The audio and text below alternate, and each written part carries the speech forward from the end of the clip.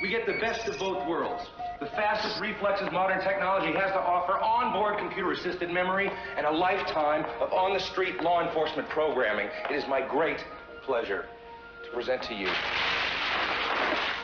RoboCop. This week, The Making of introduces you to the future of law enforcement.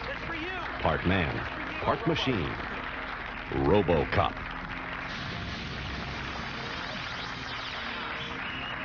The film is set in the near future, where the crime rate in the country has risen to alarming proportions. One of the hardest hit cities is Old Detroit, where a recent rash of cop killings has the police department searching for a solution to the problem. One of the newest officers in Old Detroit is Murphy, played by Peter Weller. In comes a man named John Murphy, unsuspecting, good cop, street cop, wife, kid, easygoing guy, wants to support mankind, humanity, do the right thing. He's not a tough guy, he's very easygoing. Becomes the unwitting subject of this experiment. Is turned into a robot. Becomes a killing machine. But, through a series of circumstances and events, he begins to have a taste of what was once his humanity, and it confuses him. And curiously enough, he starts off on a road of not only vengeance, but a road on rediscovering what it was to be human. Hello, hi, hey, come on guys. There's nothing there, just give me a little bit more there. For director Paul Verhoeven, RoboCop marks not only his first American feature, but also his initial plunge into the special demands of science fiction. For the slates. Ready? Action!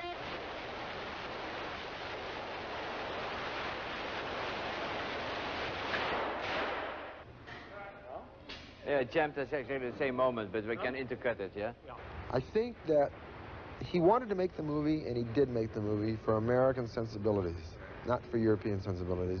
Still, the obliqueness of it and some of the humor and the wit and the social milieu that the jackpot of little goodies that he throws in is from Europe. So it's tremendously unique. When I got I think you know that when I got the script for the first time and I saw the title and I read RoboCop and then, of course, saw that it was science fiction stuff, and I didn't want to deal with science fiction stuff. I was really, at that moment, living in Europe. I just wanted to do films about realistic elements, yeah? I wanted to do films about the real life.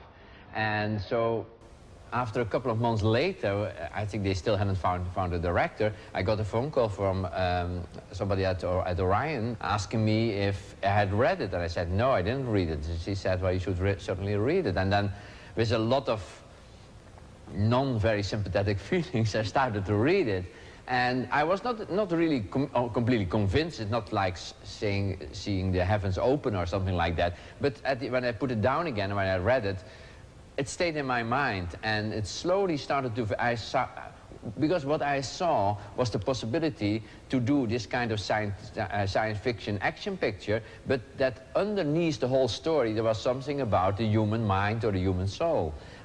I better drive until you know your way around. I usually drive when I'm breaking in a new partner.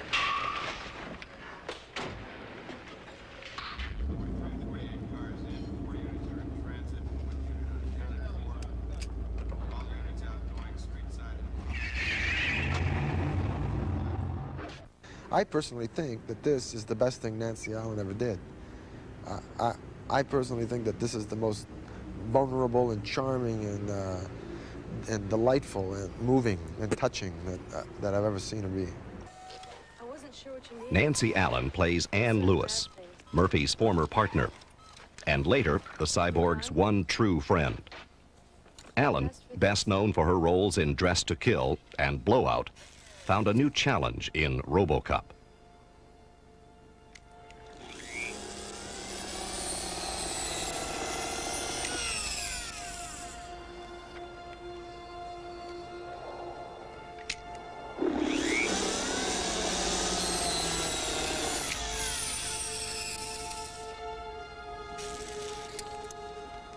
You may not like what you're going to see.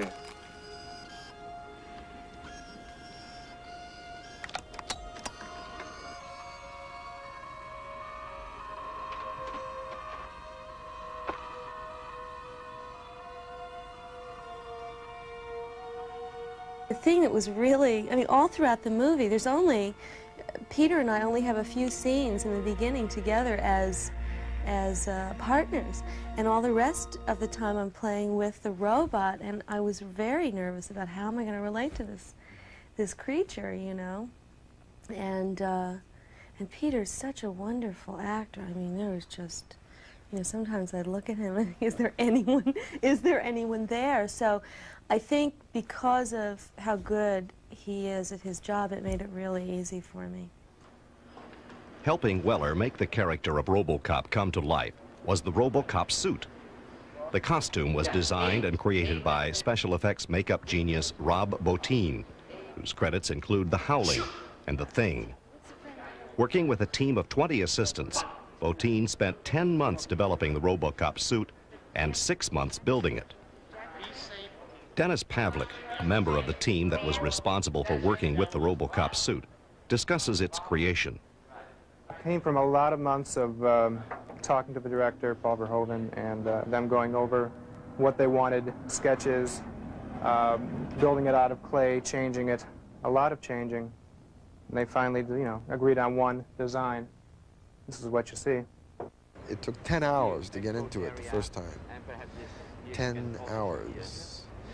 And then it took 6, and then we got it down to 4, and finally this amazing crew I had and support team, the robo team, we got it down to a smooth hour and a half every day.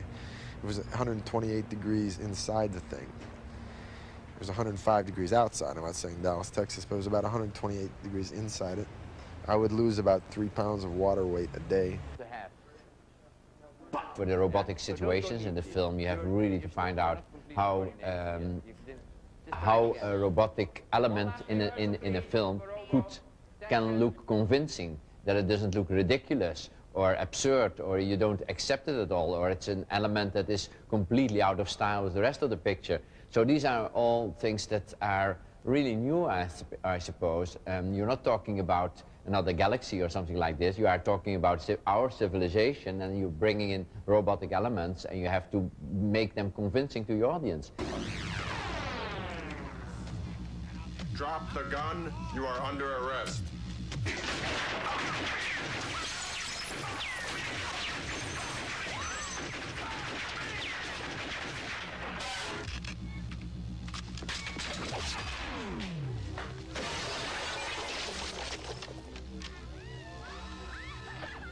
Thank you for your cooperation.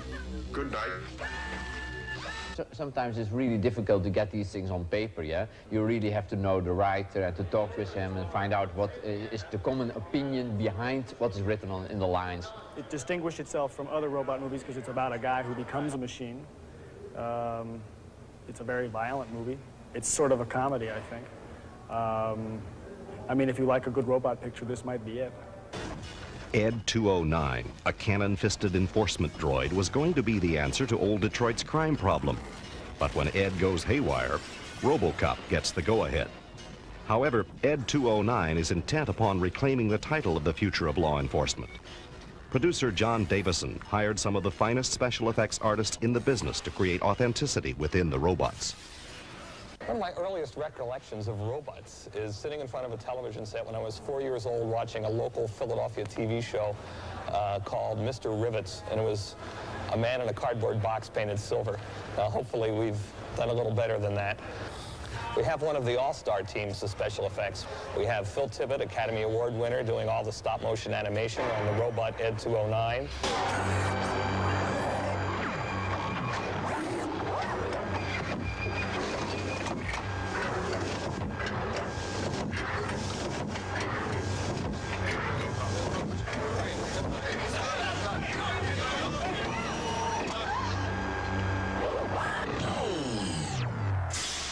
Stop-motion animation is a frame-by-frame process where we move the stop-motion model, the arms, legs, the feet, the tail, the eyes, the back, very infinitesimal amounts, and then we take one frame of film and repeat that process again. Take one frame of film, repeat the process, take one frame of film.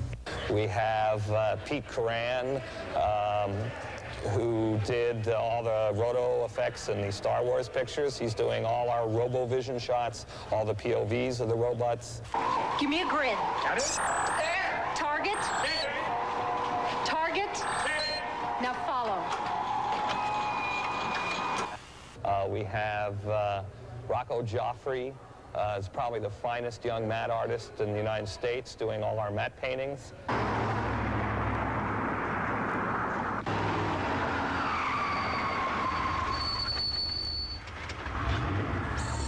are illegally parked on private property. You have 20 seconds to move your vehicle.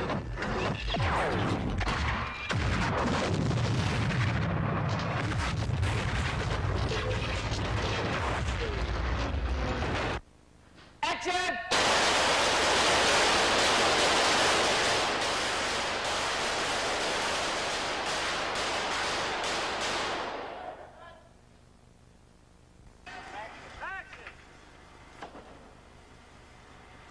One of the pivotal scenes in RoboCop was shot in this deserted Dallas, Texas warehouse. Kurtwood Smith portrays Clarence Boddicker, the ruthless leader of the gang that killed Murphy. While Boddicker and his associates are making a drug deal, they are interrupted by RoboCop, now seeking revenge upon his executioners. I've got protection! You have the right to attorney! Action will be everybody shooting, yeah? So there will be... And then I do this. The firepower, stunts, and special effects in RoboCop are truly awesome. Here, director Verhoeven consults with special effects man Dale Martin. On action, our man's going to come in on action. You're going to see the whole wall get machine gunned back with bullet hits. The glass will pop, the lights and all that. As he moves forward, we'll see some hits of cement, the ground, and then we'll throw some sparks off his body. So it will be standing like this. While Martin and his team are preparing the special effects, each scene is being carefully planned out. Because some of the action that will be taking place is considered dangerous, a stunt double for Peter Weller is used. Coordinating a film sequence such as this can be extremely difficult for all involved. It was extraordinarily taxing physically. Not only that, for the stuntmen, all those guys are 21 stuntmen. And the time, all of those things at once, while I'm in the suit shooting a gun and they're shooting and 4 cameras are working and the heat. Also feeling the heat were the veteran stuntmen involved in the scene. It was Gary Cohn's responsibility as stunt coordinator to create the action that was to unfold. Well, you have this sequence here, which is a big shootout. The robot comes in the building, kills all the baddies in the building, so that's not super dangerous. It's just, it requires a number of stunt people, a lot of bullet hits, a lot of blood bags and things like that, which those will all mainly put on stunt people. A couple little high falls. Guys on air rams sailing through the air and through glass, being jerked back through barrels and things like that on an air ratchet. You know, the robot sure gets a hold of his superhuman strength. He shoots a lot of firepower, so they want to see the impact of it. Explosive charges called squibs are placed by the special effects crew. These squibs, when detonated, simulate bullet hits. Special protective vests are used when placing squibs on actors. Here, special effects employ a jerk vest, a special harness worn by the actor with a hook protruding in the back. A wire is attached, and when the squibs explode, the wire is jerked, and the actor will be pulled backwards, giving the effect of being blown away. Okay, ready? Action!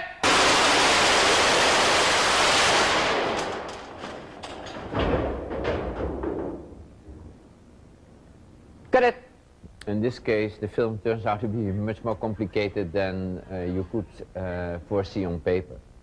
There are so many special effects that have never been done, that you have to find out during shooting, and there's nobody who can really help you immediately because you have to find it out all together. I think it's always when you do something new and you try to combine several elements that have never been used together, and you put them together suddenly and you find out that they don't work together, or they work together but you have to find out how. Another element to be constructed was the design of Robo's gun. Verhoeven called upon Randy Moore to create the robot's artillery. coming up with something that's totally different visually that still works. You know, you can make all sorts of great modifications to a gun that looks very visually interesting and have something that doesn't work. So the object is to make it visually interesting and to make it also function.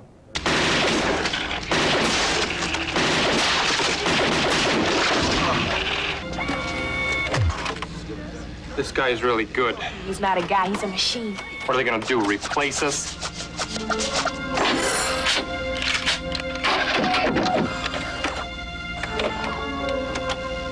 Come on.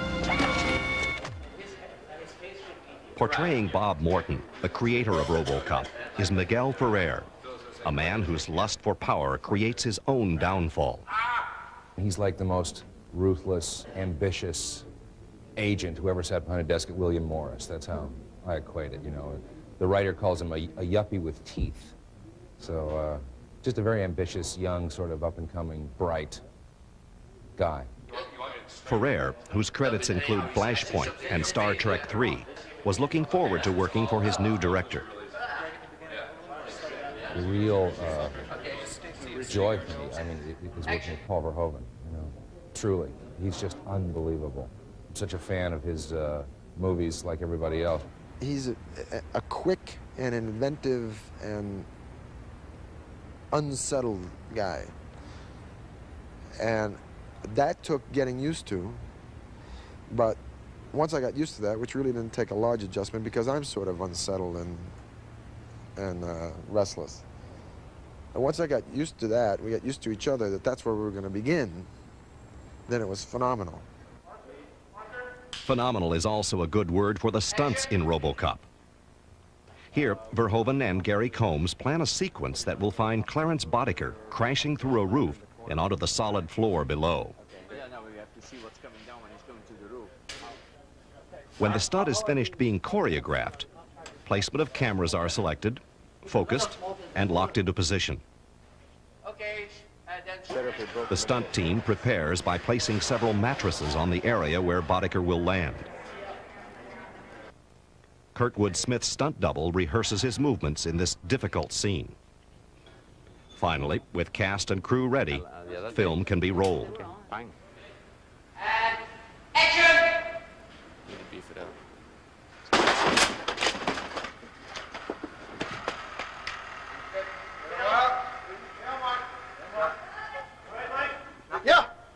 Having completed this hazardous act, the stuntman is examined for any injuries.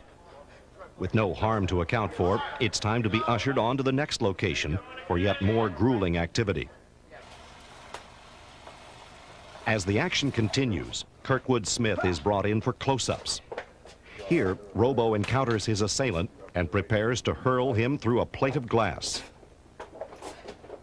Right. And action. Bomb. And go immediately. Again, there is no margin for error when executing a hazardous stunt such as this. Right. Safety is always of the highest priority, and the stunt coordinator must make sure the act is performed correctly. You become a technical advisor in certain ways. You become a safety advisor in a lot of ways, you know, because if somebody on the crew gets hurt while you're doing a stunt, it's going to become your responsibility, or they're going to come to me first and say, you know, how come that happened? Why'd the car run over the guy or whatever? So, I mean, in a lot of respects, you became involved in the safety factors of things for the whole crew, not just the stunt people. And action! And go.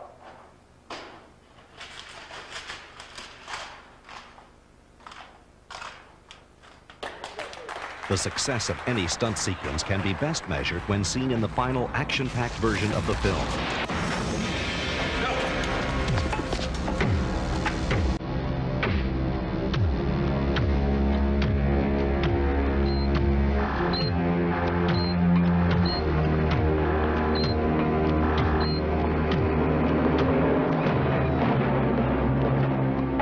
Come quietly or there will be trouble.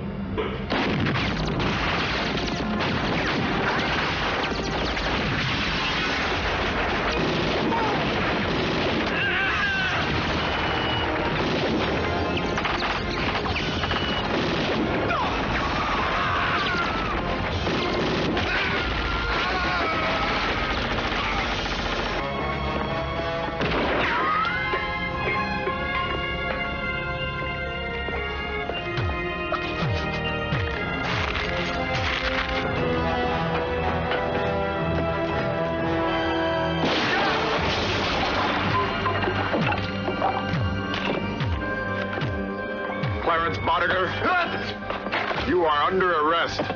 You have the right to remain silent. Ah!